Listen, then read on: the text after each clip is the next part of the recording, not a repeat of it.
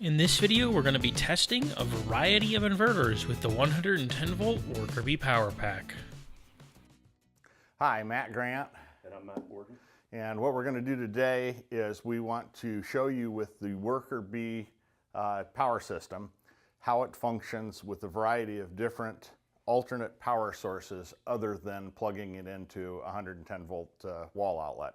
So what we have here to start is we have an EcoFlow, which is sort of an all-in-one power system, batteries inside here and the rest of that, charge it up and you're ready to go. And all we're going to do with every option that we show, and most of these will be inverters, is just show that the machine, when it's turned on and powered up on that power source, functions properly. So at slow speed, get good, consistent power operation. Fast speed, same thing. This system functions very well off of the EcoFlow of the appropriate size. And appropriate size, what do you think, Matt? 500 watts, maybe sometimes on the low side. Probably Minimum of 500. Minimum. Probably 1,000 watts is best if you can go there, but you're going to see a variety of things here. This is a very old Max SST. I don't even have the box for this one. It is a modified sine wave. Yeah, modified sine wave. And, oops, my clip came undone. Plug that one in. Okay, turn her on. Sewing machine's on. Same thing.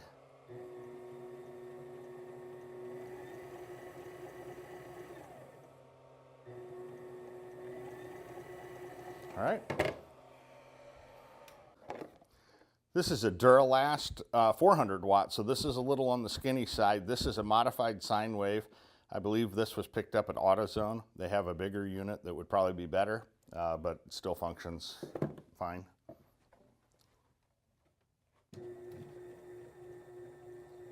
Okay, you can hear a little bit of hesitation in it, and that's probably because of the wattage being a little low. Hear it, Matt? Cycling, it's surging just a little bit. Still would function, but not ideal, a little bit on the small size. This is a recent internet purchase, 600 watt modified sine wave inverter, and pretty simple inverter. It does come with much larger connection cables, which that's better, obviously. And we're going to get same sort of performance.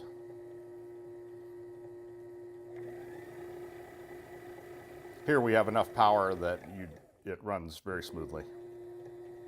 This is another very generic modified sine wave. I don't even think there's any information on there that's helpful, but 500 watts, good cable sizes for maximum amperage off of the battery. It has a display that tells you what's going on with things. Plug it in. Modified sine wave again. And 500 watts, so this is definitely the smallest that we would recommend.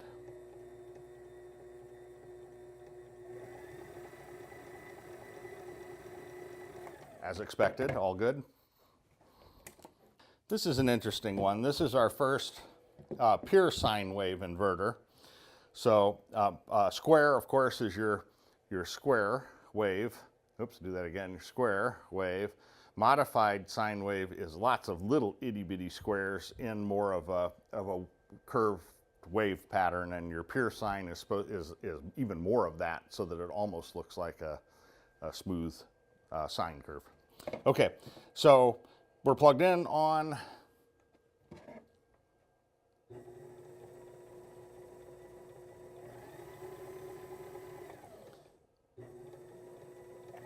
again, works perfectly. Okay, this is more serious power, 2,000 watts with a peak of 4,000 watts. Turn it on. Display to show you what's going on.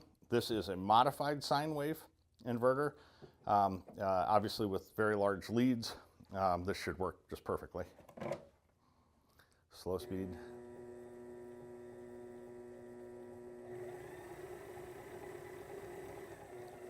Slow speed. Yeah. Again, exactly what we would expect.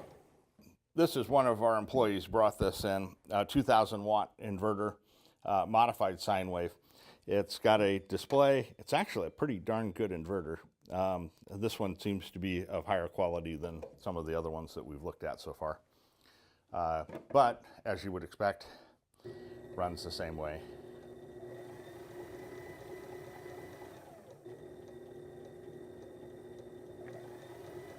Nice smooth operation. Okay. This Duracell is Matt Borden's personal 3000 watt modified sine wave inverter. And power's on, no faults, we're good. This is a very good inverter as well. Slow speed, no issues. Very smooth operation, variable speed. Works great. By the way, we're running off of a deep cycle battery here, which is what, 92 amp hours. Just a single battery for the testing. Okay, this is a very large inverter. This is 4,000 watt with an 8,000 watt peak. This is a pure sine wave again, so this is more of your true sine wave inverter. And let's kick it on. Okay, it has a nice display again. Again, it's pure sine wave, but it's going to run just fine.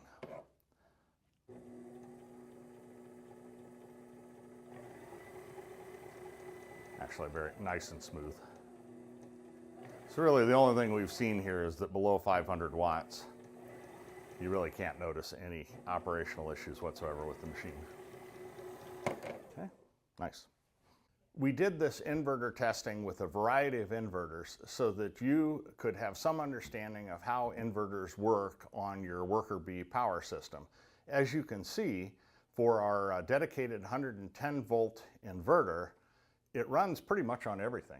Seems to run on square, modified sine. We didn't show square, but we have tested square. It seems to run on that as well. But if you're having an issue, it's important that the first thing that you do is go back to a wall outlet and make sure that the system is running properly on a wall outlet. If it is, and you can't run on your inverter, trying it 10 times over isn't going to solve the problem.